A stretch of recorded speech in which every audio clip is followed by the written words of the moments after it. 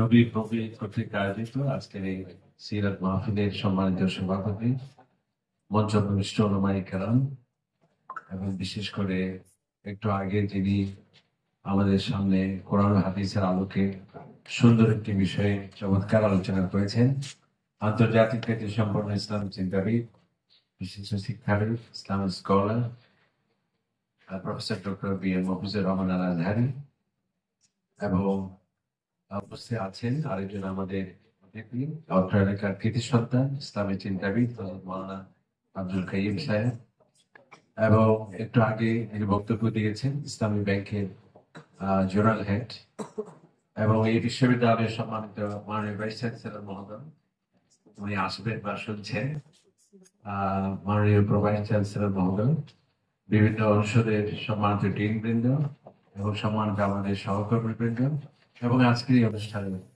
আয়োজক বৃন্দ, এবং আমাদের সুপ্রিয় ছাত্র ছাত্রী ভাই বোনেরা, এবং যারা শুনছেন দেখছেন সর্বস্তরের ভাইয়েরা, আসসালামু আলাইকুম ওয়া রাহমাতুল্লাহি ওয়া বারাকাতুহু। সর্বপ্রথম আল্লাহ পাক সুবহানাহু ওয়া তাআলার শাহী দরবারে আমরা শুকরিয়া জ্ঞাপন করছি, যিনি আমাদেরকে সুন্দর একটি অনুষ্ঠানে উপস্থিত হওয়ার তৌফিক দিয়েছেন। এটি অবশ্যই আল্লাহ তাআলার পক্ষ থেকে আমাদের প্রতি ইহসান এবং দয়া, এই জন্য উচ্চ আওয়াজে আমরা বলছি আলহামদুলিল্লাহ।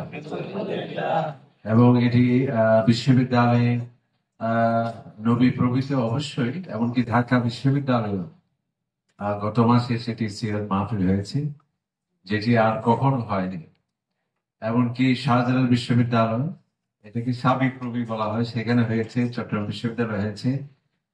জগন্নাথ বিশ্ববিদ্যালয় হচ্ছে আগামী 7ই সেপ্টেম্বর।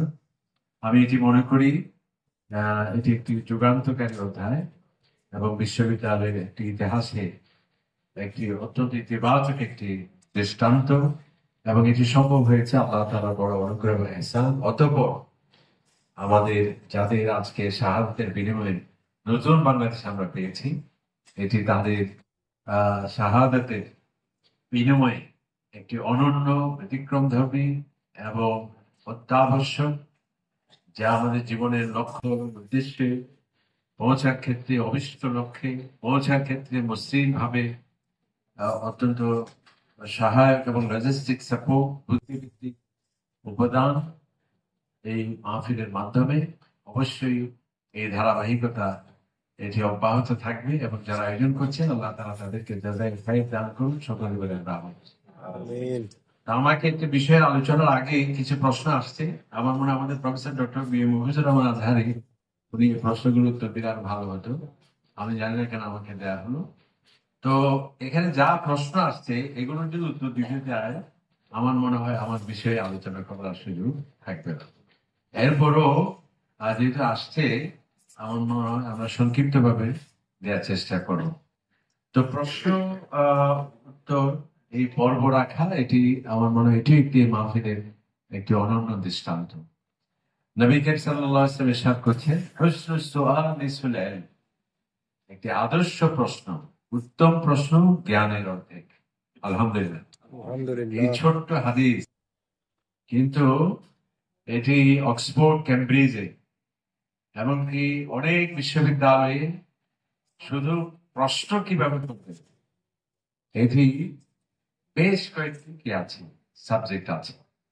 তাহলে হাদিসের অর্থ অনুধাবন যা আমরা করতে পারিনি, অথচ যারা মুসলিম নন এটিকে এত গুরুত্ব দিয়ে এর উপর সাবজেক্ট, এর উপর ডিপার্টমেন্ট, এবং একজন আদর্শ শিক্ষককে আমরা যদি যাচাই বাছাই করতে চাই, প্রশ্নই বলে দেবে তিনি কোন গ্রেডের টিচার। যেমন একটি প্রশ্ন করা হলো 3 ঘন্টার সময়, আধা ঘন্টায় সবাই উত্তর দিয়ে বের হয়ে গেল, তার মানে এই প্রশ্নটা সঠিক হয়নি। আরেকটি প্রশ্ন করা হলো, সবাই পাস করলো, সবাই এ প্লাস, তার মানে এখানেও মেধা যাচাই যথাযথ প্রশ্ন হয়। আরেকটি প্রশ্ন হলো কেউ পাস করতে পারলো, তার মানে হচ্ছে এটিও যথাযথ প্রশ্ন নয়। সেই জন্য নবী ইসলাম বলছেন, হুসনুস সুআল নিসফুল ইলম। প্রশ্ন দেখে কিন্তু বোঝা যায় যে তার জ্ঞানের গভীরতা কতটুকু। তবে এবং এই প্রশ্ন করার ক্ষেত্রে আমরা যারা শিক্ষক, ক্লাসে প্রশ্নকে আমরা ভয় পাই, কেউ কেউ আমাদের মতো কেউ কেউ, আর যারা ভালো শিক্ষক মেধাবী তারা উৎসাহিত করে। আল্লাহ তাআলা কোরআনে পাকে স্থিতি বলতেন, ফাসআলু আহলে যিকর ইন কুনতুম লা তা'লামুন। তুমি যদি না জেনে থাকো তুমি প্রশ্ন করো, তুমি প্রশ্ন করতে পারো, ঠিক আছে? এবং যে এবং এই প্রশ্নের যারা উত্তর দিতে যাবে তার সম্পর্কেও কিন্তু সতর্ক করা হয়েছে এবং গাইডলাইন দেওয়া হয়েছে। আল্লাহ তাআলা ওয়ালা তাকফু মা লাইসা লাকা বিইলম, যে বিষয়ে তোমার জ্ঞান নেই সে বিষয়ে তুমি কথা বলতে পারবে না। তবে আমরা আশ্চর্যের বিষয় যে অবশ্যই আমাদের আলেম ওলামাদের তাদের মেধা এবং তাদের জ্ঞানের বিশালতাই হবে হয়তোবা যে আমরা কখনো এই পর্যন্ত শুনিনি যে আমি এই প্রশ্নটির উত্তর আপাতত আমার এখন জানা নেই বা পরবর্তীতে আমরা উত্তর দেব, এটি কিন্তু আমরা কম শুনি থাকি। অথচ আমাদের ইমাম হানিফা রাহিমাহুল্লাহ অনেক জায়গায় তিনি বলেছেন লা আদরি, এই প্রশ্নের উত্তর এক্স্যাক্টলি আমার কাছে এখন জানা নেই। এমনকি নবী করিম সাল্লাল্লাহু আলাইহি সাল্লামকে যখন প্রশ্ন করা হয়েছে, হাদিসে আসছে না যে কখন কিয়ামত হবে, নবী ইসলাম এত সুন্দর করে বলেছিলেন মাল মাসউলু বিআলাম মিনাস সাইল, অর্থাৎ এই প্রশ্নের উত্তর সেটি আল্লাহ তাআলাই ভালো জানেন। তাহলে এই যে না জেনে কথা বলা, এটা কিন্তু সমীচীন নয়। কারণ কি, এই জন্য এক্সপার্টের বিশেষজ্ঞের মতামত নেয়, এটাই হচ্ছে ইসলামের সংস্কৃতি বা নির্দেশনা। আল্লাহ তাআলা বলছেন ফাসআল বিহি খাবীরা, যে এক্সপার্ট তাকে তুমি প্রশ্ন করো। কারণ কি, ওয়ালা ইউনাব্বিউকা মিথলু খাবীর, একজন এক্সপার্ট যেভাবে উত্তর দিতে পারবে অন্যরা সেভাবেই পারবে। যাই হোক, এই হলো আমাদের প্রশ্ন বিষয়ক কিছু কথা আমরা বললাম। তো আমি অবশ্য কিছু কিছু প্রশ্ন একটু আগেই আমাদের দুই একজন এক্সপার্ট থেকে কনফার্ম হয়েছি। আমরা সরাসরি জানি না এ কথা না বলার জন্য আমি একটু সাহায্য নিয়েছিলাম প্রফেসর ডক্টর মফিজুর রহমান আজহারি সাহেব। তো এখানে যে অনেক প্রশ্ন, অনেক লম্বা লম্বা প্রশ্ন, এগুলো যে পড়তে গেলে অনেক সময় যাবে। প্রথম প্রশ্নটি ছিল যে আমরা একজন খুবই মেধাবী ছাত্র, তার প্রশ্নের মাধ্যমেই তার মেধা, ওই যে আমরা বললাম পরিচয়, উনি বললেন আজকে আমরা অনেক বক্তব্যে অনেক ওয়াজে ভিন্ন ভিন্ন ধর্মের কথা, ভিন্ন ভিন্ন প্রকৃতির ধরনের আমরা ওয়াজ শুনে থাকি। যেমন নামাজের ক্ষেত্রে আমিন বড় করে বলতে হবে নাকি চুপি সারে বললে হবে, তারপর রুকুতে যাওয়ার আগে রাফিয়ে ডাইন করা লাগবে কিনা, সহজের সিস্টেম কি, আমরা এক একজন এক এক রকম বলে থাকি, কোনটি আমরা আমিন করব, একটি প্রশ্ন করা হয়েছে। আমরা বলবো যে এটি কোনো আমার শ্বশুর বলেছেন, আমার দাদা বলেছেন, আমার মুরব্বী বলেছেন, সেরকম কোনো সমাধান মেনে নেওয়া যাবে না। কার কথা মানা যাবে? আল্লাহু তাআলা, আল্লাহ তাআলা বলেছেন, বিনা প্রশ্নে সেটা মানতে হবে। আর রাসূলুল্লাহ নবী সাল্লাল্লাহু আলাইহি ওয়াসাল্লাম বলেছেন, সেটা আমাদের বিনা প্রশ্নে মানতে হবে।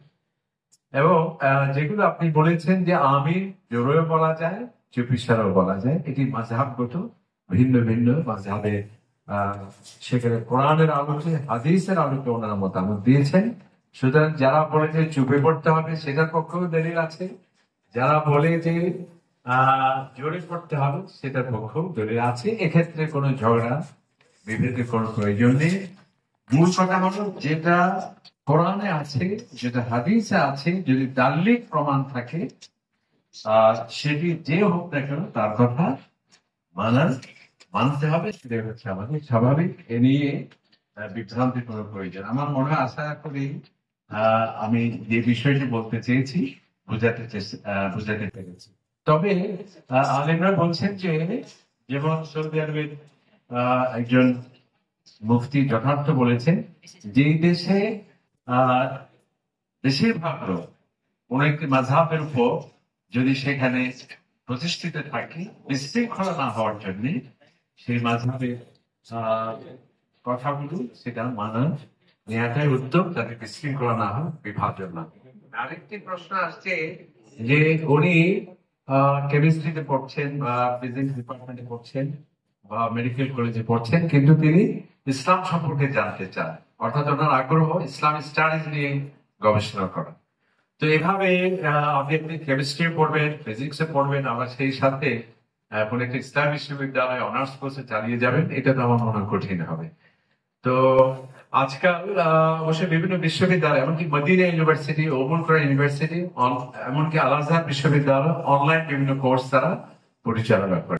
সুতরাং আপনি আপনার ডিপার্টমেন্টের লেখাপড়াকে প্রাধান্য দিয়ে মদিনা ইউনিভার্সিটি বা আল আজহার ইউনিভার্সিটি বা অন্যান্য ইউনিভার্সিটি, এমনকি নোমান আলী খান সাহেব, আপনারা সবাই জানেন, ওনারও বিভিন্ন অ্যারাবিক ল্যাঙ্গুয়েজ কোর্স এবং ইসলামিক স্টাডিজ এর শর্ট কোর্স তারা পরিচালনা করে অনলাইন। আমার মনে হয় সেটি করা যায়। অথবা আমরা যদি কোরআনুল কারীমের তাফসীর যদি আমরা পড়ি এবং বুখারী শরীফ, মুসলিম শরীফ এরকম দুই একটি হাদিস যদি আমরা পড়ি এবং ইসলামিক ফিকহ বিষয়ক যে সমস্ত নামাজ, জাহাজ, যাকাত বিষয়ক মৌলিক যে সমস্ত ফতোয়া সম্বলিত বইগুলো আছে, যেমন আহসানুল ফিকহ আছে, ফিকহুস সুন্নাহ, এটি বাংলাতে অনুবাদ হয়েছে, এগুলি যদি আমরা পড়ি, আমার মনে হয় আলাদাভাবে অনার্স বা মাস্টার্স এর করার প্রয়োজন নেই, আমরা এভাবে ইসলামিক জ্ঞান অর্জন করতে পারি। আরেকজন ভাই প্রশ্ন করেছেন যে আমরা যুবকদের কেমন ইবাদত করা প্রয়োজন। সুন্দর। যৌবন এটিকে আল্লাহ তাআলা বললেন, আল্লাহ তাআলা কৈশোর সম্পর্কে জিজ্ঞেস করবেন না, শৈশব সম্পর্কে জিজ্ঞেস করবেন না, এমনকি বার্ধক্য সম্পর্কে জিজ্ঞেস করবেন না। হাদিসে আসছে যৌবন সম্পর্কে আমি জিজ্ঞেস করব, এই যৌবন কিভাবে তুমি কাটিয়েছো। এবং আরেকটা হাদিসে আছে আল্লাহ পাক সুবহানাহু ওয়া তাআলা আমাদের যেমন ভিআইপি গ্রেড থাকে, ভিভিআইপি 1, 2, 3, 4, অর্থাৎ রাষ্ট্রপতি ভিভিআইপি 1, প্রধানমন্ত্রী ভিভিআইপি 2, এভাবে প্রটোকল থাকে। আল্লাহ তাআলার কাছে 7টি প্রটোকল আছে কিয়ামতের দিন। তার মধ্যে একটি প্রভাবশালী প্রটোকল হলো যুব সমাজের। কারা তারা? যারা নেশাতে ইবাদতিল্লাহ, যারা এই তারুণ্যকে কলুষিত করেনি, বরং আল্লাহ সুবহানাহু ওয়া তাআলার সান্নিধ্যকে তারা প্রাধান্য দিয়েছে এবং ইবাদতের মধ্যে নিজের জীবনকে তারা গঠন করেছে। তো কেমন ইবাদত? তারা 5 ওয়াক্ত নামাজ পড়বো আমরা যারা যুব সমাজ আছি, এবং আমরা সোমবার, বৃহস্পতিবার রোজা রাখতে পারি। এটি একটি, কিন্তু এই যে অটোফেজের কথা বলা হয় না আজকে, হ্যাঁ, এমনকি অমুসলিমরা রোজা রাখার কথা বলছে।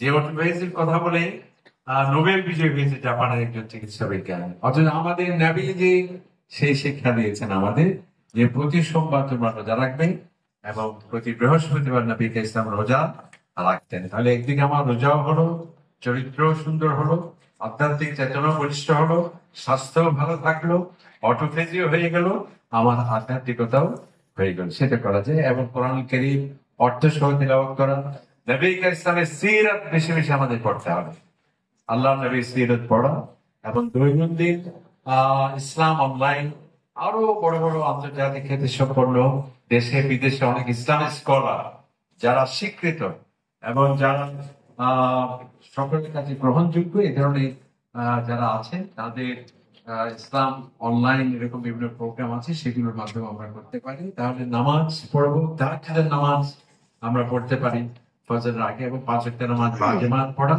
এবং যারা নেককার এবং যারা আধ্যাত্মিক চেতনায় বলিষ্ঠ, এই ধরনের ভালো মানুষের সৎসঙ্গ কে প্রাধান্য দেওয়া, এটাও আমাদের একটা বিষয়।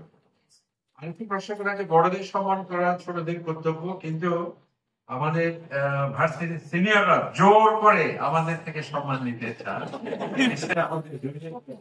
আমার মনে হয় জোর করে কেন তারা এই সম্মান দিতে চাইবে? নিশ্চয়ই আমরা ছোটরা তাদেরকে তাদের প্রাপ্যটা দেওয়ার ক্ষেত্রে আমরা তার কার্বনিক থাকি হয়তো বা। তো আমার মনে হয় এখানে জোর করার কোনো বিষয় নয়, এবং এটি সিনিয়রদের সম্মান করা, জুনিয়রদের আদর করা, এটি কোনো স্লোগান নয়, এটি কোনো পাশ্চাত্য সভ্যতার কোনো চমকপ্রদ কোনো বিষয় নয়। এটা তো আমার নবীর হাদিস। নবী ইসলাম বলছেন যে বড়দের সম্মান করবে না, ছোটদের আদর করবে না, সে আমার উম্মত নয়। সুতরাং বড়দের সম্মান করা মানে অনেকে সালাম দেয়া, এবং যেমন ক্যাডেট কলেজে জুনিয়র সিনিয়রদের চোখে চোখ রেখে কথা বলতে পারবে না, মানে এমন ভাবে মনে হচ্ছে যে সে পর্দা করছে। আমার মনে হয় এটা সুন্দর বিষয়। তো বড়দের সম্মান করা মানে তাদেরকে সালাম দেয়া, তাদের কথা সেগুলো যেগুলো কি ইসলামে আদর্শের বিপরীত নয়, রাষ্ট্রের সাথে বা যেগুলো স্বাধীনতার সাথে সাংঘর্ষিক নয় তাদের পরামর্শ, তাদের নির্দেশ মানা। আবার সেই সাথে আমরা যারা বড় আছি ছোটদের সেই সম্মানটা যদি আমরা পেতে চাই, তাদের প্রতি যথাযথ স্নেহ, তাদেরকে সৎ পরামর্শ দেওয়া, তাদের চারিত্রিক সৌন্দর্যের কথা বলা, তারা যাতে মাদক সেবন না করে জনসচেতনতা সৃষ্টি করা, এবং তাদের চরিত্র যাতে সুন্দর হয় সেক্ষেত্রে তাদের অভিজ্ঞতাগুলো শেয়ার করা, এটাও মনে হয় আমাদের জন্য দরকার। ভার্সিটি পড়ুয়া নারীদের পর্দা কেমন হওয়া উচিত? ভার্সিটিতে যে পড়বে বা স্কুলে যারা পড়বে বা যারা ঘরে আছে, এক একজনের এক এক ধরনের ভিন্ন ভিন্ন সিস্টেম নয়, ইসলামের সিস্টেম সকলের জন্যই সমান। হিজাব মেনটেন করতে হবে, আমাদের শালীন পোশাক। এই যে বিভিন্ন বিশ্ববিদ্যালয়, আমি জানি এখানে যে ড্রেস কোড আছে কিনা, নিশ্চয়ই থাকবে। প্রত্যেকটা বিশ্ববিদ্যালয়ে ড্রেস কোড থাকে, ইন্টারন্যাশনাল যে সমস্ত ইউনিভার্সিটি গুলো আছে এবং বিভিন্ন প্রতিষ্ঠানের ড্রেস কোড থাকে। সুতরাং পুরুষের ড্রেস কোড এবং নারীদেরও অবশ্যই সেই ড্রেস কোড আছে, ঠিক আছে? এবং এই ড্রেস কোড মেনটেন করা সেটি আমাদের জন্য ঝুঁকি মুক্ত থাকার সবচেয়ে বড় একটি বিষয়। এই যে কিছুদিন আগে করোনা ছিল, আমরা যে এটা কি বলা হয়, মাস্ক পরতে কেন পড়া হয়, এবং সেটাকে যদি কেউ যদি বলে যে এটা শেখে, তাহলে তাকে অবৈজ্ঞানিক বলতে হবে। সুতরাং নারী পুরুষ, শুধু পুরুষ নারী নয়, পুরুষদেরও ড্রেস কোড আছে। নবী ইসলাম বলছেন নারী মেয়েরা পুরুষদের পোশাক পরবেন, পুরুষরা নারীদের পোশাক পরবেন। হ্যাঁ, তো এভাবে আমরা শালীন পোশাক যেটিকে বলি, এবং সেটি নিজেকে সুরক্ষিত রাখার জন্য। কেউ যদি মনে করেন নভোচারী হয়ে রকেটের মাধ্যমে কক্ষপথে পরিভ্রমণ করতে গিয়ে সে যদি স্বাভাবিক ড্রেসে যেতে চায়, তাহলে কি হবে? ইন্না লিল্লাহি ওয়া ইন্না ইলাইহি রাজিউন। কারণ কি, ওখানে যে পরিবেশ, ওখানে যে অক্সিজেন নেই, ওখানে যে আপনার যে বায়ুমণ্ডলের উপরে গেলে যে নিজের আমার যে ওজন শূন্য হয়ে যায়, সেক্ষেত্রে যা প্রয়োজন ড্রেস করতে হবে না?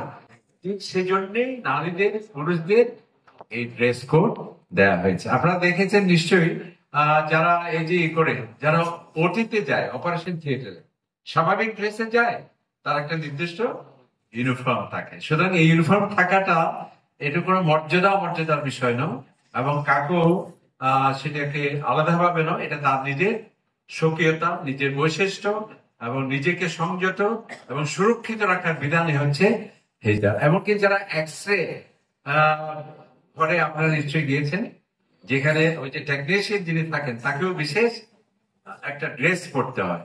ঠিক তেমনি ভাবে ইসলামও নারীদের ক্ষেত্রে সেই ড্রেস কোডের করা হয়েছে, তাদেরকে সুরক্ষিত এবং তাদের আলাদা বৈশিষ্ট্য যাতে স্বতন্ত্র, সেটি যাতে সুরক্ষিত থাকে, এটি হচ্ছে তাদের জন্য। যেমন অনেক মাহুরা আমরা বলেন যে একজন পুরুষ সে যেতে পারবে সফরে একাকী, একজন মেয়েকে না তার মাহারাম থাকতে হবে, এটা মেয়েরা প্রশ্ন করে। আমি বলছি দেখেন, যেমন আমি স্বাভাবিকভাবে একাকী যেতে পারবো, এখানে আসছি আমি একা আসছি, আপনি যদি বাজারে যেতে চান একাকী যেতে পারেন, কিন্তু একজন মন্ত্রী যখন সে যাবে, তিনি যাবেন, তার সাথে প্রটোকল থাকতে হয়।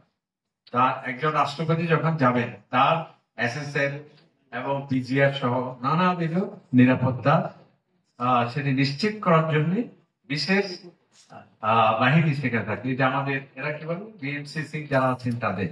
তো একজন আমরা বলি যে মাহবুবদেরকে, আপনাদেরকে তো ভিআইপি প্রটোকল দেওয়া হয়েছে, ভিআইপি প্রটোকল, অর্থাৎ তিনি তার নিরাপত্তা নিশ্চিত করার জন্য একটা বিশ্বস্ত, তাকে এসএসএফ দেয়া, এটাই হচ্ছে কি মাহরাম। এটা আপনার অসম্মান নয়, আপনার সম্মান রক্ষার্থে কোন ধরনের নেতিবাচকতা, কোন যাতে আপনাকে বিপজ্জনক পরিস্থিতি না পড়তে হয়, সকল দায়ী দায়িত্ব দেয়া হয়েছে মাহরামকে। এটা তো আপনার সম্মানের বিষয়, এটাকে আপনি অসম্মান মনে করছেন।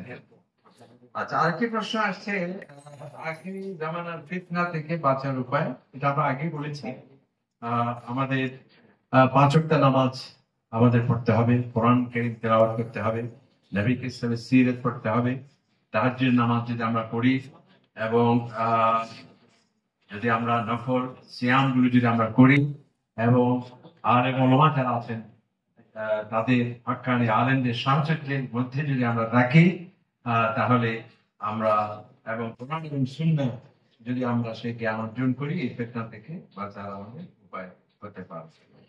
ফিলিস্তিনি উম্মার এই ক্রান্তি লগ্নে আমাদের করণীয় কি এটা আমরা সবাই জানি। তাদের জন্য দোয়া করতে হবে, তাহাজ্জুদের নামাজে দোয়া করতে হবে, 5 ওয়াক্ত দোয়া করতে হবে এবং তাদের এই জুলুম যে হত্যাকাণ্ড চলছে সেটি যাতে বিশ্ব জনমত গড়ে ওঠে এর জন্য যা আমার করণীয়, আপনি লেখক হন লিখনের মাধ্যমে, আপনি যদি বক্তা হন বক্তৃতার মাধ্যমে, আপনার যদি অর্থবিত্ত থাকে অর্থবিত্ত তাদের জন্য প্রেরণের মাধ্যমে এই আমাদের এগুলো করা লাগবে এবং বিশেষ করে আল্লাহ সুবহানাহু ওয়া তাআলার কাছে আমাদের দোয়া করতে হবে। আরেকটি বিষয় উনি বলেছেন যে যারা নাস্তিক তারা স্রষ্টার অস্তিত্বকে অস্বীকার করে, অর্থাৎ তারা কুফরি করে এবং তারা যদি তওবা করে তাদের তওবা কবুল হবে কিনা, এটা অনেক লম্বা প্রশ্ন। হ্যাঁ, অবশ্যই যদি একজন নাস্তিক সে যদি আস্তিক হয়, সে যে ঈমান আনে উনি এবং আল্লাহ তাআলার কাছে তওবা করে অতীতের গুনাহ জন্য ত্রুটি বিচ্যুতির জন্য, আল্লাহ তাআলা বলছেন যে ব্যক্তি তওবা করবে আমি তার জিন্দেগির সমস্ত গুনাহ আমি ক্ষমা করে দেব। আমরা জানি যে হযরত মূসা আলাইহিস সালাম যখন তিনি নবুয়ত পেলেন ফেরাউনের কাছে যাওয়ার জন্য আল্লাহ তাআলা বলছেন যে হে আমার নবী, তুমি যাও ফেরাউনের কাছে এবং সুন্দরভাবে তুমি তার কাছে দাওয়াত পেশ করো। এর অর্থ কি? তার মানে হলো এই ফেরাউনও যদি আপনার দাওয়াতকে মেনে নেয়, সে যদি ঈমান আনে, আমি তাকেও ক্ষমা করার জন্য প্রস্তুত। আলহামদুলিল্লাহ। এভাবে আল্লাহ তাআলা বলছেন যে লা তাকনাতু কুল ইয়া ইবাদিয়াল্লাযীনা আসরাফু আলা আনফুসিহিম, হে নবী আপনি বলুন আমার সেই সব বান্দাদের যারা আত্মার উপর জুলুম করেছে, সেটি কবীরা হোক সগীরা হোক, যত গুনাহই হোক না কেন, সে যাতে আমার রহমত থেকে নিরাশ না হয়। আমি ইন্নাল্লাহা ইয়াগফিরু যুনুবা জামিআ, যদি সে আমার কাছে তওবা করে আমি তার সকল অতীতের গুনাহগুলো আমি ক্ষমা করে দেব। শুধু ক্ষমা করে দেবো তাই নয়, আল্লাহ তাআলা সত্যিকার অর্থে যদি সে তওবা করে তার গুনাহগুলো ক্ষমা করবো, শুধু তা নয় তার গুনাহগুলোকে আমি সওয়াবে পরিণত করে দেবো। সুবহানাল্লাহ। কথা বুঝছেন তো? সেই জন্যে যত বড়ই হোক না কোনো অপরাধ, যেমন আল্লাহ তাআলা সূরা ফুরকানের শেষে বলছে যারা জঘন্যতর অপরাধ করলো কিন্তু অবশেষে যদি সে বুঝতে পারে যেটি অন্যায় করেছে এবং আল্লাহ তাআলার প্রতি ঈমান আনে এবং সে তওবা করে, তার এই তওবা আমি ক্ষমা করে দেব। তওবার 3টি শর্ত আমাদের খেয়াল রাখতে হবে। একটি হচ্ছে গুনাহের জন্য লজ্জিত হওয়া, অনুতপ্ত হওয়া। প্রথম নম্বর হলো অপরাধ স্বীকার করা আল্লাহ তাআলার কাছে, কোন মানুষের কাছে নয়। হায় আল্লাহ আমি এটা অন্যায় করেছি, স্বীকার করা। 2 নম্বর হচ্ছে এই অপরাধের জন্য অনুতাপ প্রকাশ করা, অহংকার। আমরা তো অন্যায় করে আবার অহংকার করি। আমরা কে যদি 100টা কি অপরাধ করলো আবার সেটার জন্য সে একটা বিশাল অনুষ্ঠান করলো, নাউজুবিল্লাহ। অপরাধ করে সে আল্লাহ তাআলার কাছে অনুতপ্ত হবে এবং আগামীতে কোন গুনাহের কাজ করবে না, প্রতিশ্রুতি ব্যক্ত করা। এই 3টি সমন্বয়ে যদি কেউ তওবা করে, আল্লাহ তাআলা খুশি হয়ে বলেন আলিমা আবদি, আমার বান্দা কি জানতে পারলো আন্না লাহু রাব্বান, এতগুলো গুনাহ করা সত্ত্বেও তার এমনই দয়াময় আল্লাহ আছেন যিনি তওবা করলে ক্ষমা করে দেবে। আমার বান্দা আমার সম্পর্কে এই ভালো ধারণা করলো, তাই যখন জোড়াবো আমি তওবার মাধ্যমে তার সমস্ত গুনাহ ক্ষমা করে দেব। সুতরাং এটি বড় আল্লাহ তাআলার পক্ষ থেকে বান্দার প্রতি বড় একটি ইহসান। আরেকটি প্রশ্ন, ইসলামকে আধুনিককরণ যুক্তিযুক্ত নাকি আধুনিকতাকে ইসলামীকরণ যুক্তিযুক্ত বলে আপনি মনে করবেন? আমরা বলবো যে না, ইসলাম ইসলামী, মডার্ন ইসলাম বলতে কোনো কিছু নেই। ইসলামই হচ্ছে আধুনিক, ইসলামে হচ্ছে প্রগতিশীল, ইসলামে হচ্ছে বিজ্ঞান মনস্ক। আধুনিক মানে কি? যেটা কোনো কুসংস্কারকে প্রশ্রয় দেয় না, সেটা হচ্ছে আধুনিক। আমাদের ইসলাম তো সেটি প্রশ্রয় দেয় না। আধুনিক মানে কি? যেটি শিক্ষা এবং জ্ঞানকে অগ্রাধিকার দেয়া। আমাদের কোরআনের প্রথম আয়াতটাই তো হচ্ছে ইকরা, তোমাকে পড়তে হবে, তোমাকে জানতে হবে। আধুনিক মানে স্মার্ট ড্রেস। আল্লাহ তাআলা কোরআনুল কারীমে বলছেন ইয়া আইয়ুহাল মুদ্দাথির, মানে থিয়াবাকা ফাতাহহির, সুন্দর পবিত্র পোশাক তুমি পরিধান করো। সুতরাং যে আধুনিকতা ইতিবাচক সেটি অবশ্যই ইসলামের, আর যে আধুনিকতা সেগুলো পাশবিকতা, যেগুলো অশ্লীলতা, যেগুলো ব্যয়াপনা, যেগুলো আধুনিকতার নামে নানাবিধ কুসংস্কার এবং বিভ্রান্তির, সেগুলোকে ইসলাম অ্যালাউ করে না। তাহলে ইসলামকে আধুনিকায়ন করার দরকার নেই। আবার ইসলাম নিজেই কি তার স্বমহিমায় উজ্জ্বল, কোন আমদানি রপ্তানির মাধ্যমে ইসলামকে আপনার সাজানোর কোনো প্রয়োজন নেই। তার নিজস্ব সৌন্দর্যে ইসলাম সার্থক এবং পূর্ণাঙ্গ জীবন বিধান আছে। আরেকটি বিষয় আসছে আমাদের ইসলামী ব্যাংকের বিষয়, সেটি হলো কোন একটা ছেলে, উনি আবার অনুরোধ করেছেন নামটা না বলার জন্য। সেটি হলো, সে বলেছে মাশাআল্লাহ নবী কেসের একটা হাদিস আছে না, ওই যুবকটি বলেছে আমি সেখানে চতুর্থ বা মাস্টার্সে আছে, সে বলছে যে আমার চরিত্রকে হেফাজত করার জন্য আমি মনে করি এই সময় আমাকে দাম্পত্য জীবনে আমাকে কি করা, প্রবেশ করা, অর্থাৎ সে বিয়ে করতে চায়। কারণ কি, এতে তার চরিত্র সুরক্ষিত থাকবে, অশ্লীলতা ব্যয়াপনা থেকে সে নিজেকে সংযত রাখা এটি অবশ্যই। তো উনি বললেন যে আমি আমার মাকে বলি, উনি বলেন যে এখনো তোমার সময় হয়নি, সময় যখন হবে আমরা যথাযথ পদক্ষেপ নেব। এক্ষেত্রে আপনি কি বলেন? এক্ষেত্রে আপনার মা বাবার আমি কি আর বলতে পারি? যাই হোক, এখানে যে হাদিস সেটি হচ্ছে ইয়া মাসের স্বভাব হে যুব সমাজ, যদি তোমার শারীরিক সামর্থ্য থাকে, যদি তোমার আর্থিক সচ্ছলতা থাকে, তাহলে বিয়েকে তুমি এই গুরুত্বপূর্ণ কাজটি দ্রুত করো। তবে তাই বলে আপনি নিজে সিদ্ধান্ত নিয়ে যে বিয়ে দিদি রাজি কাজে, এটা আমাদের মনে হয় যে আসার পরে যিনি বয়ান করেছিলেন আপনি মোস্তাক ফাইজ সাহেব আলাদা করে বলতে পারতেন, এটা বিয়ে করো ক্যামেরা ট্রায়াল বেসিস বিয়ে ইসলাম অ্যালাউ করে না। বর এবং পরে সিদ্ধান্ত নেবে, এরপর চলবে, যেটা আমাদের হযরত মাওলানা বললেন একটু আগে, এটি ইসলাম সমর্থন করে। আপনাদের কিন্তু খেয়াল রাখতে হবে এই বিষয়টি। বিয়ের জন্য কয়েকটি শর্ত, সুতরাং নিজস্ব সিদ্ধান্ত দিয়ে বিয়ে করতে পারবে না। এক নম্বর হলো অভিভাবকের সম্মতি ছাড়া কোনো বিয়ে হবে না। লা নিকাহা ইল্লা বিওয়ালি। কোন মেয়ে, ওই যে ঢাকা ইউনিভার্সিটি আমাদের এক কলিগ বিয়ে করলো, তার বয়স হলো 85 বছর ছিল, আর একটা মেয়ে বিয়ে করলো মাত্র 7 বছর না হচ্ছে। এটা নিয়ে অনেক মামলা হলো। আর এই মামলা না হওয়ার জন্য নবী ইসলাম আগে ফতোয়া দিয়েছেন, কোন অভিভাবকের সম্মতি ছাড়া কোন মেয়ের যদি বিয়ে হয় সে বিয়ে বাতিল বলা হয়েছে।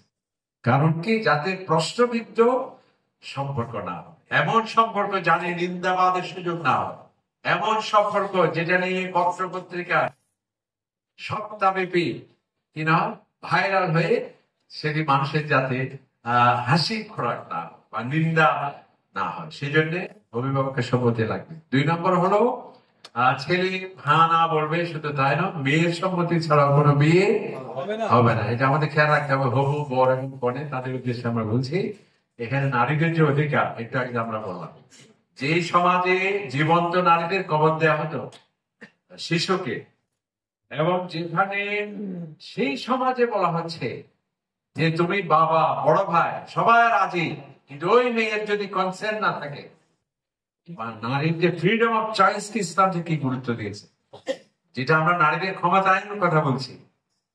স্লোগানের আগে, আন্দোলনের আগে, নারীবাদী সংগঠন তার অস্তিত্ব আসার 1000 বছর আগে ইসলাম বলছে ওই নারীর সম্মতি ছাড়া কোনো বিয়ে হবে না। মাহার, মাহার এটা কোনো বেচা কেন না, নওয়াজবিল্লাহ। অনেকেই কিন্তু এটা বলে যে আমি কিনে নিয়ে আসছি, এটি সঠিক নয়। এটা হচ্ছে নারীর অর্থনৈতিক অধিকার, অর্থনৈতিক অধিকার। ঠিক আছে। এরপর হলো 2 জন সাক্ষী থাকা। আলহামদুলিল্লাহ, এই যে আমাদের যুব সমাজ, হয়তো আপনার মা রাজি হবেন, বাবা রাজি হবেন ইনশাআল্লাহ, এটা আমাদের তবে একটা আমাদের যেহেতু আপনি লেখাপড়া করছেন, আপনার লেখাপড়া যাতে সুন্দর হয়, মাস্টার যাতে শেষ হয়, এবং এগুলোকে আমাদের বিবেচনা আনতে হবে, এবং মা বাবাকে যথেষ্ট আরো যুক্তি দিতে হবে। হয়তো আপনি অভিজ্ঞদের পরামর্শ নিয়ে তাদেরকে কনভিন্স করা, সেই যুক্তিগুলো ইনশাআল্লাহ আপনি বলবেন। আর কি বলছেন যে আমাদের আরেক ভাই আবার সেই প্রস্তুতি নিচ্ছে এখন থেকে, সেটা হলো যে মাহার তো দিতে হয়, তো এই মাহার যাতে আমি তাৎক্ষণিক দিতে পারি, সমস্ত মাহার পরিশোধ করতে পারি, ইসলামী ব্যাংকে সে প্রতি মাসে এমনি 500 বা 1000 টাকা করে ডিপোজিট রাখতে চান। এটি কি ইসলাম বৈধ? অবশ্যই বৈধ। এবং আমি ইসলামী ব্যাংকের একটা প্রোডাক্ট আছে, এরকম আছে না, নাকি আপনার নোয়াখালীতে নেই? নিশ্চয়ই এখানে নাই, না আমি প্রশ্ন আছে। এটি অবশ্যই জায়েজ, কারণ কি ইসলামী ব্যাংক যদি হয়, আপনারা জানেন ইসলামী ব্যাংকের সকল লেনদেন শরীয় ভিত্তিক হয়, শরীয় বোর্ড থাকে সেখানে, এবং সেটি শরীয়র আলোকে পরিচালিত হয়। সুতরাং আপনি যে টাকা রাখছেন 10 বছর ব্যাংকে, 5 বছর ব্যাংকে, এটা তারা ব্যবসা বাণিজ্য করছে, ওখানে যা লাভ আসছে সেটি আপনি পরবর্তীতে পাচ্ছেন, এবং এটা দিয়ে আপনি শেষ করি। আরেকজন হলো আরেকটি প্রশ্ন করেছেন যে বাংলাদেশে মূলধারার ইসলামী আলেমদের মধ্যে বিভক্তির কারণ যে এটা একটা আছে, আদর্শ ভাবে। আচ্ছা, ঠিক আছে। আলেমদের মধ্যে ইখতিলাফ কিভাবে যাবে, যাওয়ার পন্থা হলো আমাদের, যদি আমরা আল্লাহ তাআলা বলে আমরা যে 5 ওয়াক্ত নামাজ পড়ি জামাতের সাথে পড়তে হয়, তার মানে কি আমাদের ঐক্যের শিক্ষা। আমরা সাপ্তাহিক আরেকটি বড় ধরনের ঐক্য, সেটা হচ্ছে জুমার নামাজ। আমরা যে ঈদের নামাজ পড়ি, বার্ষিক একটা বিশাল ঐক্যের শিক্ষা। আমরা যে আরাফাতের ময়দানে হজ করতে হয়, আন্তর্জাতিক ঐক্যের শিক্ষা। এবং আমাদের কোরআনে আল্লাহ তোমরা আমার রজ্জুকে, আপনাদের কোরআনকে অবলম্বন করে ঐক্যবদ্ধ থাকবে, বিচ্ছিন্ন হয়ে না। জামা, আল্লাহ তাআলা বলছেন যারা ঐক্যবদ্ধ থাকবে তাদের উপরই আমার রহমত থাকবে। সুতরাং আমরা যদি কোরআনের পথে থাকি, হাদিসের পথে থাকি, ইনশাআল্লাহ ঐক্যবদ্ধ হবে। আর যদি সাধারণত বেদাতের কারণে বিভাজন হয়, স্বার্থ ব্যক্তিগত স্বার্থের কারণে কি হয়, বিভাজন হয়, এবং সেটি ইনশাআল্লাহ বাংলাদেশে এটি মাত্রা কমে যাচ্ছে, এবং সেদিন বেশি দূরে নয়, আলহামদুলিল্লাহ। আর এবং আমাদের ঐক্য আরো মজবুত হবে। এই হলো প্রশ্ন উত্তর, আরো আছে, আমরা শেষ করছি। আরেকটা প্রশ্ন আছে, আলহামদুলিল্লাহ আমাদের প্রশ্ন উত্তর আমরা চেষ্টা করেছি।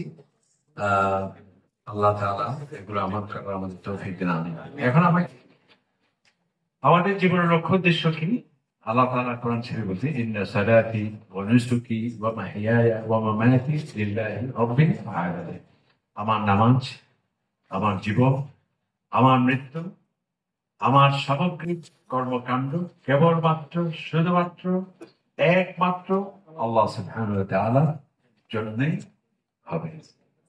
আল্লাহ তাআলা আমাদের প্রত্যেকটা জীবনকে যদি আমরা সফল করতে চাই, অবশ্যই এর পরিকল্পনা লাগবে, এবং সেটির লক্ষ্য এবং উদ্দেশ্য থাকতে হবে। আল্লাহ তাআলা কোনো কিছুই লক্ষ্যহীন সৃষ্টি করেন। এই পৃথিবীতে যা কিছু আছে, আল্লাহ তাআলা বলেছেন ওয়া মা খালাকনাস সামাওয়াতি ওয়াল আরদ, আসমানে যা আছে, জমিনে যা আছে, এবং এর মধ্যে যা কিছু আছে, আমি খেল তামাশার বস্তু হিসেবে সৃষ্টি করিনি। সব কিছু সৃষ্টি করেছে একটা সুনির্দিষ্ট লক্ষ্যে এবং উদ্দেশ্যে। আল্লাহ তাআলা আরো বলছেন যে ওয়া মা খালাকনাস সামাওয়াতি ওয়াল আরদ, আমি আকাশ এবং জমিন এর মধ্যে যা কিছু আছে সুনির্দিষ্ট লক্ষ্যে আমি সৃষ্টি করেছি, নিরুদ্দেশ্যে কোনো আমি সৃষ্টি করি নাই। এবং এই জন্যে এক সময় মানুষ বলতো যে কেন তোতা পাখি সৃষ্টি করা হবে, আমাদের ডানকে কেন বিষাক্ত সর্প সৃষ্টি করা হলো, কেন বাঘ সৃষ্টি করা হলো। কিন্তু আজকে বিজ্ঞানীরা গবেষণা করে দেখছে প্রত্যেকটা সৃষ্টি, সেটি পিঁপড়া থেকে শুরু করে সমস্ত কিছু অবশ্যই এর পিছনে লক্ষ্য এবং উদ্দেশ্য আছে। এবং আল্লাহ তাআলা সে কথা বলেছেন যে তুমি গবেষণা করো, ইন্না ফি খালকিস সামাওয়াতি ওয়াল আরদ, আমার আকাশ নিয়ে তুমি চিন্তা করো, কিভাবে আমি এই আকাশ সৃষ্টি করেছি, জমিন কিভাবে সৃষ্টি করেছি। والسحاب المسخر بين السماء والارض কিভাবে মেঘ সৃষ্টি হয়, সমুদ্র থেকে মেঘ সৃষ্টি হয়ে বাতাসের মাধ্যমে কিভাবে সঞ্চার করছে এই মেঘমালাকে তুমি চিন্তা করো। কি প্রাণী জগৎ এই পৃথিবীতে আছে সেগুলি তুমি চিন্তা করো। এবং যারা গবেষণা করবে, আল্লাহ তাআলা বলছে তার গবেষণার উপসংহারে এই কথা সে বলবে, রব্বানা মা খালাকতা হাযা বাতিলা, আয় আল্লাহ আপনি কোনটি নিরুদ্দেশ্যে সৃষ্টি করেন নাই, অবশ্যই এর পিছনে লক্ষ্য এবং উদ্দেশ্য রয়েছে।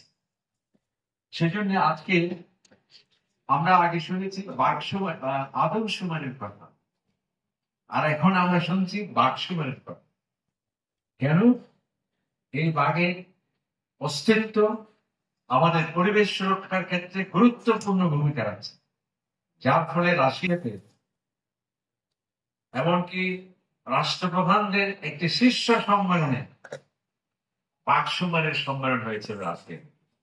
তার মানে হচ্ছে বাঘের সৃষ্টির পিছনে যে লক্ষ্য আছে। আমাদের কক্সবাজারে একটা শামুক যখন মারা যায়, আমেরিকার পরিবেশ আন্দোলনকারীরা মিছিল করে বাংলাদেশে সেই শামুককে কি রক্ষা করতে হবে। এর কারণ কি? সমস্ত সৃষ্টির পিছনে লক্ষ্য আছে, উদ্দেশ্য আছে। তো শামুক সৃষ্টির পিছনে উদ্দেশ্য আছে, বাঘ সৃষ্টির পিছনে উদ্দেশ্য আছে। আর এই সমস্ত সৃষ্টি যার জন্যে সেই মানুষ তার সৃষ্টির পিছনে কোনো লক্ষ্য নেই, উদ্দেশ্য নেই, তা তো হতে পারে। আল্লাহ পাক সুবহানাহু ওয়া তাআলা বলছেন কোরআনুল কারীমে, আফাহাসিবতুম আন্নামা খালাকনাকুম আবাথা, হে মানুষ তুমি কি মনে করছো যে আমি তোমাকে এমনি এমনি সৃষ্টি করেছি? এই পৃথিবীতে তুমি আসলে আনন্দ করবে, ফুর্তি করবে, বিনোদন করবে, যা ইচ্ছে তা করবে, আর তোমার বাস এখানে তুমি আবির্ভাব হলো, মৃত্যু হলো, সবকিছু শেষ, আমার কাছে আসতে হবে না, জবাব দিই তা নেই, এ কি তুমি মনে করছো? আল্লাহ তাআলা বলছে, না, আমি তোমাকে কোন উদ্দেশ্যবিহীন সৃষ্টি করিনি। আরেকটি জায়গায় আল্লাহ তাআলা বলছে, আয়াহসাবুল ইনসানু ইউতরাকা সুদা, যে মানুষ আমি তোমাকে এই চাঁদ, সূর্য, গ্রহ, নক্ষত্র, আল্লাহ তাআলা মানুষকে যে কত বড় সম্মান দিয়েছেন দেখুন। এই মানব সৃষ্টির পিছনে কেন লক্ষ্য থাকবে, কেন উদ্দেশ্য থাকবে, তার ব্যাকগ্রাউন্ডটা আমরা কোরআন থেকে জেনে। আল্লাহ তাআলা বলছেন, আমার সৃষ্টি জগতে সবচেয়ে বেশি সম্মান এবং মর্যাদা কার? মানুষের। ওয়ালাকাদ কাররামনা বনি আদম, যে আমি আদম সন্তানকে সবার ঊর্ধ্বে তার মর্যাদাকে আমি প্রতিষ্ঠিত করেছি। ওয়া হামালনাহুম ফিল বাররি ওয়াল বাহর, এবং জলস্থলে তাকে আমি প্রতিষ্ঠিত করেছি। ওয়া রাযাকনাহুম মিনাত তাইয়্যিবাত, উত্তম রিজিক আমি তার জন্য ব্যবস্থা করেছি। ওয়া ফাদ্দালনাহুম আলা কাসীরিন মিম্মান খালাকনা তাফদীলা, এবং আমার অসংখ্য সৃষ্টির আদির উপর তার মর্যাদাকে আমি সবার ঊর্ধ্বে স্থান দিয়েছি। সুবহানাল্লাহ। এবং এই মানুষকে আল্লাহ তাআলা বলছে, আমরা যদিও সাহিত্যিকরা বলছে চাঁদ সুন্দর, সূর্য সুন্দর, এই বসুন্ধরা কত সুন্দর, আমাদের কবিরা কবিতা লিখছে, সাহিত্যিকরা তাদের গাঁথনির আলেখ্যের মাধ্যমে চমৎকার করে প্রাকৃতিক সৌন্দর্যের কথা বলছে। আল্লাহ তাআলা বলছে, আমার সকল সৃষ্টির মাঝে সুন্দর কে? লাকাদ খালাকনাল ইনসানা ফি আহসানি তাকওয়িম, আমি মানুষকে সবচেয়ে সুন্দর করে সৃষ্টি করেছি। এবং এই মানুষকে আমি বাক শক্তি দিয়েছি। যদিও পাখিদের ভাষা আছে, আপনাদের এটা বিজ্ঞান ও প্রযুক্তি বিশ্ববিদ্যালয়, পাখিদের যে ভাষা আছে সেটা সর্বপ্রথম কে বলেছে? ডারউইন বলেছেন। তিনি আমাদের বানরের সন্তান বলেছেন। তিনি এক জায়গায় সঠিক কথা বলেছেন, সেটা হচ্ছে পাখিদের যে ভাষা আছে সেটা প্রথম বলেছে কে? ডারউইন প্রথম বলেছে। যাই হোক, পাখিদের ভাষা আছে শুধু তাই নয়, আজকে বিজ্ঞানীরা তিমি মাছের সাংস্কৃতিক অনুষ্ঠান, তাদের গান এবং সঙ্গীত রেকর্ড করে আপনার লন্ডনের মিউজিয়ামে সেখানে কি আছে? সংরক্ষিত আছে। কিন্তু একজন মানুষ যেভাবে তার মনের ভাবকে প্রকাশ করতে পারে সেটা আর কেউ পারে না। আল্লাহ তাআলা বলছেন, আর রহমান আল্লামাল কুরআন খালাকাল ইনসান আল্লামাহুল বায়ান। এরপরে এই মানুষকে কেন তার সৃষ্টির পিছনে লক্ষ্য থাকবে? কারণ তাকে দিয়েছে আমি জ্ঞান, আল্লামাল ইনসানা মা লাম ইয়ালাম, তাকে আমি আমার প্রাকৃতিক রহস্যাদি অবচনে সেই মেধা, সেই ধীর শক্তি আমি দিয়েছি তাকে। তাকে দিয়েছি বুদ্ধিমত্তা এবং প্রজ্ঞা, দূরদর্শিতা, যার মাধ্যমে আজকে আমরা পাখির মতো উঠছে আকাশে, হাজার হাজার মাইল মাত্র 1 ঘন্টার মাঝে চলে যাচ্ছি। সাবমেরিনের মতো তিমি মাছের চাইতেও দ্রুত গতিতে সেই প্রশান্ত মহাসাগরের তলদেশে সাবমেরিন দিয়ে আমরা প্রবেশ সেখানে ঢুকছি। সেটা কেন? আল্লাহ সুবহানাহু ওয়া তাআলা আমি সেই মেধা, টেলিমেডিসিন কোথায়, টেলিসার্জারি কোথায়, রুগী ঢাকায়, যিনি অপারেশন করবেন তিনি আছেন টোকিওতে, রুগী এখানে অপারেশন হয়ে যাচ্ছে, কিভাবে সম্ভব? আমি তোমাকে সেই জ্ঞান এবং মেধা দিয়েছি। এবং এই মানুষকে, তাকে দিয়েছে আমি ফ্রিডম অফ চয়েস, যেটি সূর্যের নেই, চাঁদের নেই। সূর্যকে যেভাবে স্থাপন করা হয়েছে 9 কোটি 30 লক্ষ মাইল দূরে, সে 6 কোটি মাইল দূরে আসতে পারে না। তাকে যে 13 লক্ষ গুণ বড়, সে খেয়ে দিয়ে 26 লক্ষ গুণ হতে পারে না। আবার অটোফেজি করে সে 6 লক্ষ গুণ ছোট হতে পারে না। কারণ কি? তাদের সেই আল্লাহ তাআলা বলেন আমি সবকিছু সৃষ্টি করেছি, ল অফ নেচার সেখানে দিয়েছি, জোয়ার ভাটা একটা নিয়ম কানুন দিয়েছে, ভূপৃষ্ঠ এবং সমুদ্র পৃষ্ঠে একটা গাণিতিক নিয়ম আমি দিয়েছি।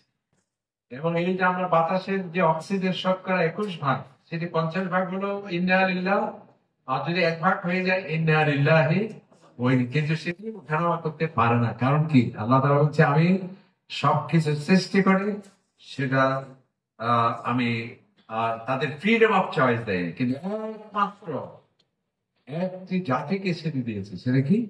মানুষ। তাকে আমি ফ্রিডম অফ চয়েস দিই, সে ইচ্ছে করলে ভালো কাজও করতে পারে, ইচ্ছে করলে খারাপ কাজও করতে পারে। এই মানুষ যাকে এত সম্মান দেওয়া হয়েছে এবং যার জন্য আল্লাহ তাআলা হুয়াল্লাযী খালাকালাকুম মা ফিল আরদি জামিআ, এই পৃথিবীতে যা আছে সবকিছু আমি তোমার জন্য সৃষ্টি করেছি। আল্লাহ সুবহানাল্লাহ।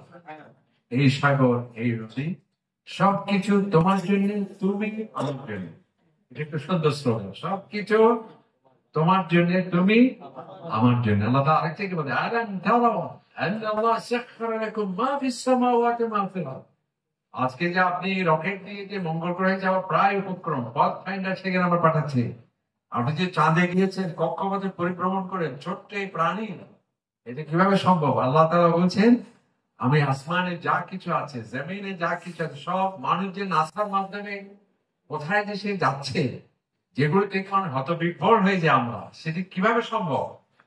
আল্লাহ তাআলা বলছে তোমার নিয়ন্ত্রণে, তোমার সেই সেবায় নিয়োজিত করেছি আমি সবকিছু। তো এত কিছু যে মানুষকে তার কোনো লক্ষ্য থাকবে না, উদ্দেশ্য থাকবে না, সেটি হতে পারে। আমাদের ঢাকা বিশ্ববিদ্যালয়ে কিন্তু আমাদের এক সহকর্মী, যিনি জার্মানে মারা গিয়েছিলেন অতি ভোজন করে, নাকি অতি পান করে, অতিমাত্রিক পান করে তিনি সেখানে মারা গিয়েছেন।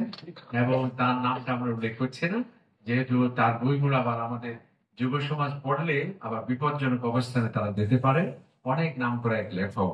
তাকে আমাদের আরেক সাংবাদিক, ওনার নাম আবেদ খান, সম্ভবত বেঁচে আছেন, তিনি একটু প্রশ্ন করেছিলেন যে স্যার, আপনি মানব সৃষ্টির কোন উদ্দেশ্য আছে, লক্ষ্য আছে, এ সম্পর্কে আপনি কি বলেন? তখন উনি বললেন আপনি আমাকে বলুন তো যে কৃমি সৃষ্টির পিছনে লক্ষ্য কি? নাউজুবিল্লাহ।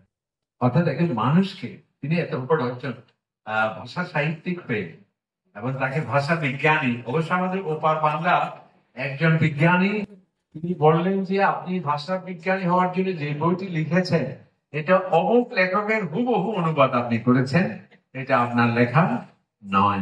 নাউজুবিল্লাহ মিন যালিক। যাই হোক, উনি বললেন যে কৃমি সৃষ্টির পিছনের উদ্দেশ্য কি, এবং আরেকটি বলেন যে একটা কুকুর সৃষ্টির পিছনের উদ্দেশ্য কি। উনি বললেন যে এই কুকুর সৃষ্টির পিছনে আমি কোনো লক্ষ্য উদ্দেশ্য আছে বলে আমি মনে করি না, এবং তোমার মলমূত্রে যে বিভিন্ন প্যারাসাইট থাকে, এগুলোর পিছনে লক্ষ্য উদ্দেশ্য আমি কিছু আছে মনে করি না। সুতরাং আমাদের সৃষ্টির পিছনে কোনো লক্ষ্য নেই, উদ্দেশ্য নেই। নাউজুবিল্লাহ। অথচ উনি যদি আমার মনে হয় বিজ্ঞান ও প্রযুক্তি বিশ্ববিদ্যালয়ের ছাত্র হতেন, তিনি যদি মেডিকেল কলেজের ছাত্র হতেন, তিনি যদি মাইক্রোবায়োলজির ছাত্র হতেন, তাহলে যেটাকে তিনি উদ্দেশ্যবিহীন বলছেন, সেটার অনেকগুলো লক্ষ্য উদ্দেশ্য তিনি বুঝতে পারতেন। তো আল্লাহ পাক সুবহানাহু ওয়া তাআলা বলছেন যে না, আমি তোমাকে এমনি এমনি সৃষ্টি করে তোমাকে এত কিছু দিলাম। চাঁদ তোমার সেবা করবে, জোয়ার ভাটা তোমার সেবা করবে, সমুদ্র তোমার ব্যবসা বাণিজ্যের বাহন হয়ে কাজ করবে, তুমি পানি আকাশে উড়ে সারা পৃথিবী সবকিছু জয় করবে। এরপর তোমাকে আমি এমনিতেই ছেড়ে দেব। আমার কিছু তুমি আমাকে চিনতে পারলে না, এত কিছু যার মাধ্যমে পেলে তাকে তুমি চিনবে না, এটি কিভাবে হতে পারে? আল্লাহ তাআলা বলেন, আইয়াহসাবুল ইনসানু আন ইউতরাকা সুদা। মানুষ কি মনে করছে যে তাকে আমি এমনি এমনি ছেড়ে দেবো? আরেকটি জায়গায় আল্লাহ তাআলা বলছে, আইয়াহসাবুল ইনসান, যেটা আমরা আইহাসিবান নাস আইয়ুতরাকু ইয়াকুলু আমান্না, যে অনেকে বলবে যে হ্যাঁ আমরা ইমান এনেছি, আমরা আস্তি, এই কথা বলেই কি আমি ছেড়ে দেবো তাদেরকে? এবং অথচ আমি পরীক্ষা নিরীক্ষা করবো না। যে মানব সৃষ্টির পিছনে উদ্দেশ্য কি, লক্ষ্য কি, আমরা কোরআনুল কারীমে দেখতে পাই অসংখ্য আয়াতে আল্লাহ তাআলা বলছেন। যেমন এক জায়গায় আল্লাহ তাআলা বলছেন যে আমি আমাদের জীবনের লক্ষ্য এবং উদ্দেশ্য কি, আল্লাহ তাআলা বলেন, ওয়া মা খালাকতুল জিন্না ওয়াল ইনসা ইল্লা লিয়াবুদুন। আমি তোমাকে সৃষ্টি করেছি, তুমি আমার ইবাদত করবে, আমার গোলামি করবে, আমার দাসত্ব করবে। তোমার তোমার চতুর্দিকে এত সৃষ্টি, সেটি রহস্য উন্মোচন করে তুমি আমার অস্তিত্ব সেখানে খুঁজে পাবে এবং আমার প্রেমে হবে তুমি বিভোর। আমি যে তোমাকে এত নিয়ামত দিলাম, বান্দা তোমাকে আমি যে এত নিয়ামত দিয়েছি, যা গণনা করতে গেলে তোমার গণনা শেষ হবে, আমার নিয়ামত শেষ হবে। সেই মহান আল্লাহ সুবহানাহু ওয়া তাআলা যাতে তাকে যাতে আমরা চিনতে পারি, আল্লাহ তাআলা বলছে সেই লক্ষ্যে আমি তোমাকে সৃষ্টি করেছি, যে তুমি আমার ইবাদত করবে, আমার গোলামি করবে, আমার দাসত্ব করবে। আরেকটি জায়গায় আল্লাহ তাআলা বলছে আমি তোমাকে সৃষ্টি করেছি, হযরত আদম আলাইহিস সালামকে যখন ফেরেশতারা ভেঙে দিয়েছিল। দেখেন মানব সৃষ্টির লক্ষ্য এবং উদ্দেশ্য কি, শুধুমাত্র ইবাদত করা কেবল উদ্দেশ্য নয়। আল্লাহ তাআলা যখন মানব সৃষ্টির ঘোষণা দিলেন, তখন ফেরেশতারা কি বললেন, যে আল্লাহ, আমরাই তো আপনার ইবাদত করি, আমরা আপনার তাসবিহ পাঠ করি, আপনার আনুগত্য এবং আপনার স্তুতি বাক্যে আমরা সবসময় ইবাদতে মশগুল, কেন আপনি তাদের সৃষ্টি করবেন যারা রক্তপাত করবে, যারা হিংসা জিজ্ঞাসা মেতে উঠবে, যারা সন্ত্রাসী হবে, যারা মানব হত্যা করবে, বিপর্যয় বিভৎস দৃশ্যের অবতারণা করবে, কেন তাদের সৃষ্টি করবেন? আল্লাহ তাআলা তখন আমাদের লক্ষ্য এবং উদ্দেশ্য বর্ণনা করতে গিয়ে বলে, ইন্নী জাইলুন ফিল আরদি খলিফা। আমি যেমন দাউদ আলাইহিস সালামকে আল্লাহ তাআলা বলেছেন আমি তোমাকে খলিফা নিয়োগ করলাম, কেন? লিতাহকুমা বাইনান নাস, মানুষের মাঝে যেটা সোশ্যাল জাস্টিস, সামাজিক সুবিচার, অর্থাৎ আল্লাহ সুবহানাহু ওয়া তাআলার বিধিবিধান আমাদের মাঝে সেটি মানুষ প্রয়োগ করবে, সেই জন্য আমি সৃষ্টি করেছি। আল্লাহ তাআলা মানুষকে সৃষ্টি করলেন যাতে আমরা জীবনের জগতে রহস্যাদি যাতে আমরা উন্মোচন করি এবং আমাদের এগুলো কোনো দুর্ঘটনার ফসল নয়, এগুলো একটি সূক্ষ্ম পরিকল্পনা, সবকিছু একটি গাণিতিক নিয়মের উপর চলছে সবকিছু। এটি যাতে মানুষ সেটি সে বুঝতে পারে। কোরআনে বারবার সে কথা বলা হয়েছে, যে বলা হয়েছে ফি আনফুসিকুম আফালা তুবসিরুন, তুমি কিভাবে বলো যে এমনি এমনি তোমাকে সৃষ্টি করা হলো, তোমার কোনো লক্ষ্য নেই, তোমার কোনো উদ্দেশ্য নেই, তুমি কিভাবে নাস্তিক হতে পারো, কিভাবে সংশয়বাদী হতে পারো, কিভাবে প্রকৃতিবাদী হতে পারো, কিভাবে শুধু জীবনের লক্ষ্য স্থির করতে পারো যে আমি ডাক্তার হবো, আমি ইঞ্জিনিয়ার হবো, আমি ঐশ্বর্য বৈভব প্রতিপত্তির অধিকারী, এটাই আমার কেবল সুখ স্বাচ্ছন্দ্যের সোপান। আল্লাহ তাআলা বলছেন কিভাবে তুমি প্রকৃতিবাদী হও, কিভাবে তুমি সংশয়বাদী হও, কিভাবে তুমি এই জীবন জগতে যে একটা গাণিতিক ব্যবস্থাপনার উপর প্রতিষ্ঠিত সেই নিয়মটাকে কিভাবে তুমি অস্বীকার করো।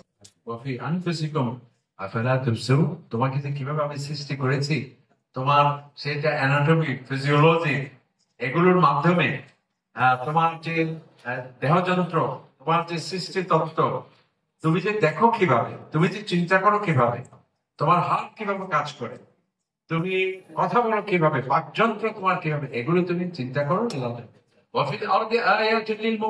আল্লাহ তাআলা তুমি যে পৃথিবীতে অবস্থান তোমার, তুমি কি চতুর্দিকে নাক কান খুলে তুমি দেখো না? এর মধ্যে অসংখ্য নিদর্শন আছে যা সবকিছু তোমার কাছে বার্তা পৌঁছায় যে তোমার এই সৃষ্টির পিছনে আছে লক্ষ্য এবং উদ্দেশ্য, এবং এটি কোনো দুর্ঘটনার কারণ নয়। মানুষ যাতে আল্লাহ সুবহানাহু ওয়া তাআলা বলছেন যে তুমি যা কিছু আমার আওয়ালাম ইয়ামিল্লাযীনা কাফারু, আল্লাহ সুবহানাহু ওয়া তাআলা বলছেন যারা আমাকে অস্বীকার করে তারা কেন গবেষণা করে দেখে না যে আসমান এবং জমিন আমি কিভাবে সৃষ্টি করেছি। দেখেন, আমাদের জীবনের লক্ষ্য এবং উদ্দেশ্য যাতে আমরা খুঁজে পাই।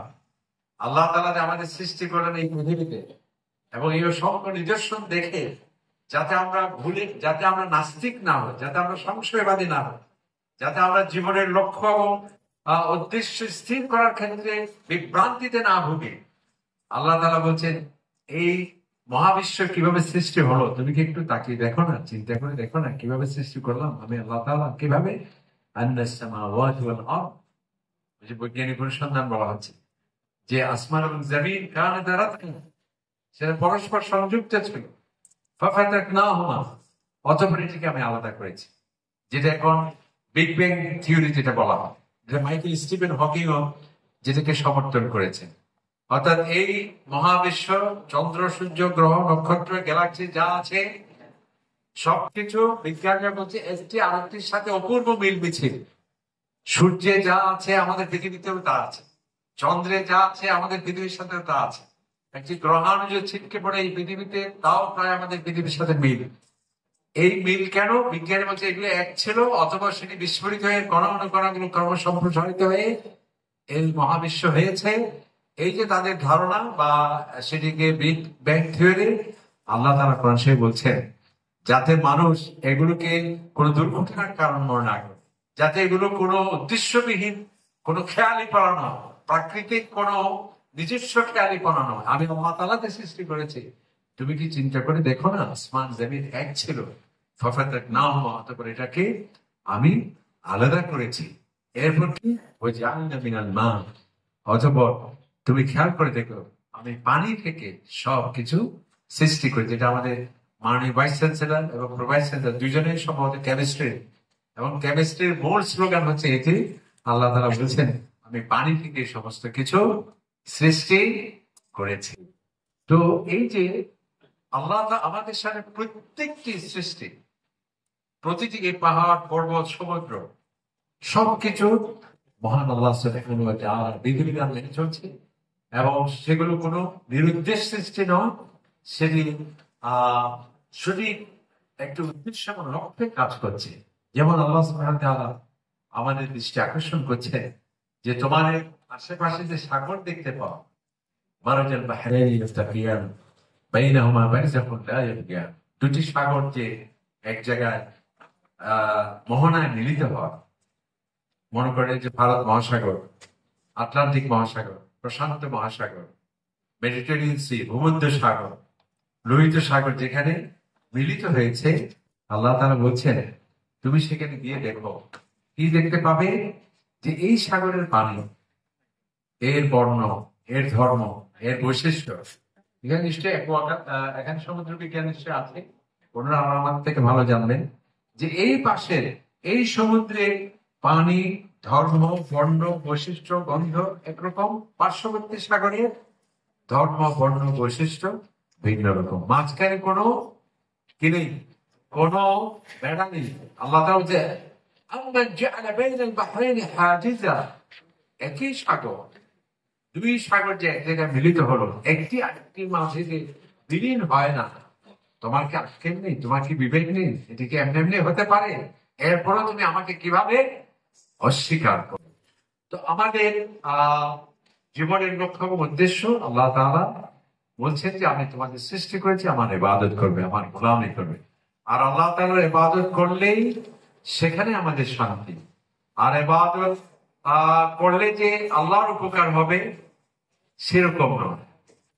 আল্লাহ তাআলা বলছেন তোমাদের সকল মানুষ, সকল জিনেরা, সকলেই যদি আমার ইবাদত করে, আমার যা রাজত্ব আছে এক চুল পরিমাণ বাড়বে না। সকলেই যদি আমার বিধিবিধান লঙ্ঘন করো, আমার যা ক্ষমতা আছে এক চুল পরিমাণও কমবে না। তাহলে কেন ইবাদত? এই ইবাদত হলো ইন আহসানতুম আহসানতুম লিআনফুসিকুম, যদি তুমি আমার বিধিবিধান মেনে চলো তোমার ফায়দা, আর যদি লঙ্ঘন করো তোমারই ক্ষতি। কেউ যদি বলে যে না আমি সাথে, আমি যেমন ইচ্ছে তেমন চলবো, কেন আমি আল্লাহর ইবাদত, কেন আমার জীবনের লক্ষ্য উদ্দেশ্য থাকবে?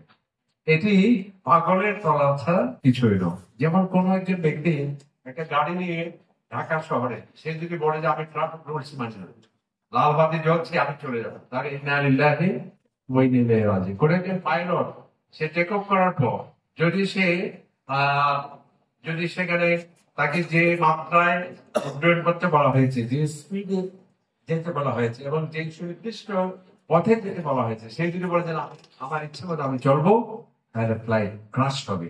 ঠিক তেমনি আল্লাহ পাক সুবহানাহু ওয়া তাআলা আমাদের জীবনের লক্ষ্য আমরা যাতে সার্থক হই এই দুনিয়াতে, এবং পরকালেও যাতে আল্লাহ তাআলা রিজামন্দি সন্তুষ্টি যাতে আমরা পাই, জাহান্নাম থেকে যাতে আমরা বেঁচে জান্নাতের মেহমান যাতে আমরা হতে পারি, সেই জন্য আল্লাহ তাআলা এই বিধিবিধান দিয়েছেন। যেমন দেখুন, আজকে যে সারা পৃথিবী আল্লাহ তাআলা যে বিধিবিধান দিয়েছেন সেটাকেই তারা না বলছে, এবং শরীয়তে যা না বলা হয়েছে আজকে আস্তিক বলুন নাস্তিক বলুন তারাও সে কথাই বলছে। যেমন দেখুন, ইসলামী ব্যাংক দিয়ে শুরু করি। এখন 8-10 বছর আগে বিশ্বব্যাপী একটি মন্দাভাব, অর্থনীতিতে মন্দা দেখা দিয়েছিল। হাজার হাজার প্রতিষ্ঠান বন্ধ হয়েছিল, লক্ষ লক্ষ মানুষ ছাঁটাই হয়েছিল। সকল অর্থনৈতিক বিশারদরা গবেষণা করতে লাগলো এমন কি হলো, কেন এই অর্থনৈতিক মন্দাভাব। তাদেরকে সে অ্যাসাইনমেন্ট দেওয়া হলো, আপনার গবেষণা করে দেখেন কি হয়েছে আমাদের ভুল ত্রুটি। অবশেষে তারা গবেষণা করে বললো, আমাদের অর্থনৈতিক মন্দার জন্য দায়ী ইন্টারেস্ট বেসড আমাদের ব্যাংকিং সিস্টেম, অর্থাৎ সুদই হচ্ছে আমাদের এই অশান্তির কারণ। তাহলে সমাধান কি? ওরা বলছে সুদকে শূন্যের কোটা নিয়ে আসা হলে আবার এই অর্থনীতি চাঙ্গা হবে। সুতরাং সেদিন বেশি দূরে তারা যে বললো যে সুদই হচ্ছে অর্থনৈতিক মন্দার জন্য দায়ী, এটা কি সওয়াব বা গুনাহের কারণ বলেছে? বাস্তবতার কারণ। এই জন্য ইসলামে আমাদের প্রত্যেকটি ইবাদত, এই যে এখন বলা হয় মাদককে হ্যাঁ বলুন না না বলুন, আমাদের নবী প্রবীর ছাত্ররা কি বলবে? হ্যাঁ বলবে না না বলবে? না বলবে। কারণ কি? 100 বছর আগেই তো সবাই হ্যাঁ বলেছে। এখন কেন না বলছেন তারা? আমাদের জুমার খুতবা শুনে তারা বলছে না, আমাদের হুজুরদের ওয়াজ শুনে তারা বলছে সারা পৃথিবী। কেন আজকে মাদক মুক্ত দিবসের স্লোগান দেওয়া হচ্ছে? এটা কেন? কারণ তারা দেখলো যে ডাক্তার সাহেব বলছে এই মাদক থেকে ক্যান্সার হচ্ছে, এই মাতাল ড্রাইভার গাড়ি অ্যাক্সিডেন্ট করছে, মাতাল ফ্লাইট ক্রাশ করছে, মাতাল স্বামী পিটিয়ে বউ হত্যা করছে, মাতাল যুবক যুব সমাজের রাষ্ট্রের জন্য উৎকণ্ঠার কারণ, মাতাল ছাত্র শিক্ষা প্রতিষ্ঠার জন্য বিপজ্জনক। এখন তারা বলছে মাদককে না বলুন। তাহলে মাদককে না বলুন কে বলেছে আগে? আমাদের কোরআন বলেছে, আমাদের ইসলাম বলেছে। আজকে বলা হচ্ছে বাঁচতে হলে জানতে হবে, বাঁচতে হলে জানতে হবে। এই স্লোগানটা দেওয়া হয় কিনা? বাঁচতে হলে জানতে হবে, মানে এইডস থেকে বাঁচতে হলে সেটি আজকে তারা নিরাপদ সম্পর্কের কথা বলা হচ্ছে। আমরা বলবো নিরাপদ সম্পর্ক নয়, বিবাহ নামক পবিত্র বন্ধনের মাধ্যমে আপনার এই বাঁচতে হলে জানতে হবে, কোনো কৌশল নয়। তাহলে এই যে স্লোগান, এটি ইসলামিক স্লোগান, যেটা একটু আগে আমাদের professor B M. Mafizur Rahman sir বলেছেন। রাশিয়াতে একবার পার্লামেন্টে একজন এমপি সাহেব দাঁড়িয়ে স্পিকারের একটি ব্যতিক্রম ধর্মী দৃষ্টি আকর্ষণ করলেন যে, মাননীয় স্পিকার, আগামী 50 বছর পর আমাদের রাশিয়ার ভূমি থাকবে, রাশিয়ান বলতে কেউ থাকবে না। সবাই অবাক হন, এটা কি কথা? বলে যে মাননীয় সংসদ সদস্য, আপনি ব্যাখ্যা করুন, আমরা বুঝতে পারছি না। বলছে হ্যাঁ, সেটা হলো যে আপনি দেখতে পাচ্ছেন আমাদের লিভ টুগেদার সংস্কৃতির কারণে, লিভ টুগেদার আপনারা জানেন ভালো, অবাধ মেলামেশার কারণে বিয়ে আমাদের সমাজ থেকে বিদায় নিয়েছে। এখন আমাদের ছেলে মেয়েদেরকে আর আমরা দাম্পত্য জীবনে নিয়ে আসতে পারছি না, যার ফলে সন্তান কি বৃষ্টির মাধ্যমে আসবে পৃথিবীতে? স্বপ্ন যুগে আসবে? বালিশের নিচে আমার বাচ্চা আসবে? তাহলে বলছে আজকে লিভ টুগেদার সংস্কৃতির কারণে আমাদের বিয়ে শাদী হচ্ছে না, যার ফলে শিশু জন্মের হার প্রায় শূন্যের কোঠা। বলছে আমাদের সব কেজি স্কুল বন্ধ। মানে স্পিকার আমাদের, কারণ স্কুলে কি আমার দাদা পড়তে যাবে? আমার ভাইপো পড়তে যাবে, ভাইপো থাকলে না সে পড়তে যাবে। এর কারণ কি? উনি বলছে লক্ষ্মী ভান্ডারের মাধ্যমে নতুন সন্তান আসছে না, আর যারা আমরা বেঁচে আছি লক্ষ্মী ভান্ডারের আরেকটি প্রক্রিয়ার কারণে এইডস আক্রান্ত হয়ে হাজার হাজার মানুষ আমরা কবরে যাচ্ছি। যারা জীবিত তারা মরে যাচ্ছে, আর নতুন করে আসছে না। এই হালত যদি চলে, দেশ থাকবে, মানুষ থাকবে না। তাহলে কি স্লোগান? কোরআনের স্লোগানটা তারা দিচ্ছে, ওয়াকারনা ফি বুয়ুতিকুন্না, যে হে আমার এমপিরা, তোমরা ঘুরে ঘুরে যাও, যুবক যুবতীদেরকে বুঝাও নৈতিকতা, এথিক্স, মরালিটি, কুমারী মাতা এগুলি যাতে না হয়। বিবাহ নামক পবিত্র বন্ধনে আবদ্ধ হও, সন্তান উপহার দাও, রাষ্ট্র তোমাকে বিশাল অর্থে উপহার দেবে। তার মানে ইসলাম যেটি বলছে সেটির দিকে যাচ্ছে। এবং আজকে জাতিসংঘের যত দিবস পালন করা হয়, যত স্লোগান, সবগুলো ইসলামী স্লোগান। তাই আমরা বলতে চাই যে আমাদের জীবনের লক্ষ্য এবং উদ্দেশ্য আল্লাহ এবং আল্লাহ রসুলের বিধিবিধান মেনে চলা, তাকওয়া ভিত্তিক জীবন গঠন করা। আর এই তাকওয়া ভিত্তিক জীবন যদি আমরা গঠন করি, কেবল বৈষয়িক সুখ শান্তিতে আমার জীবনের লক্ষ্য হতে পারে না। আল্লাহ তাআলা বলছেন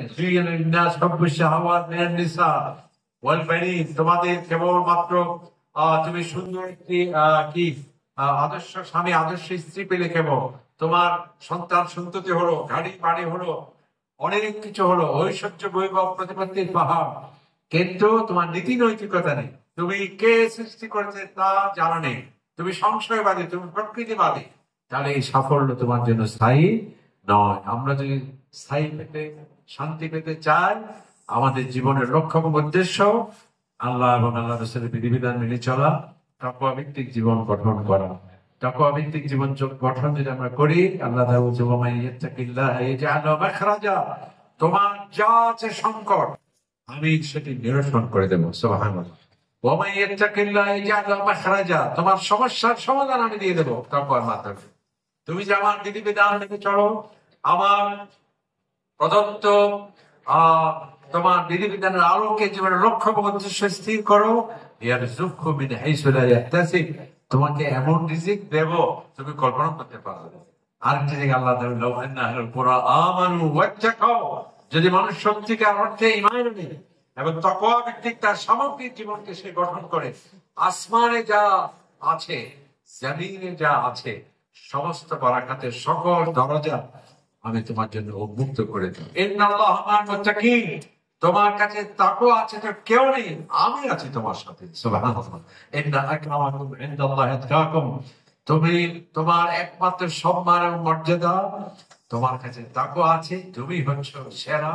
আল্লাহ পাক সুবহানাহু ওয়া তাআলা আমাদের জীবনের লক্ষ্য এবং উদ্দেশ্য আল্লাহর সন্তুষ্টি অর্জন, নবী ইসলামের প্রদর্শিত পন্থায় চলে এই দুনিয়ার যাতে শান্তি, স্বস্তি, নিরাপত্তা এবং পরকালেও যাতে আমরা জাহান্নাম থেকে মুক্তি পেয়ে জান্নাতে যাওয়ার সেই সৌভাগ্য আল্লাহ তাআলা যাতে আমাদের নসিব করেন।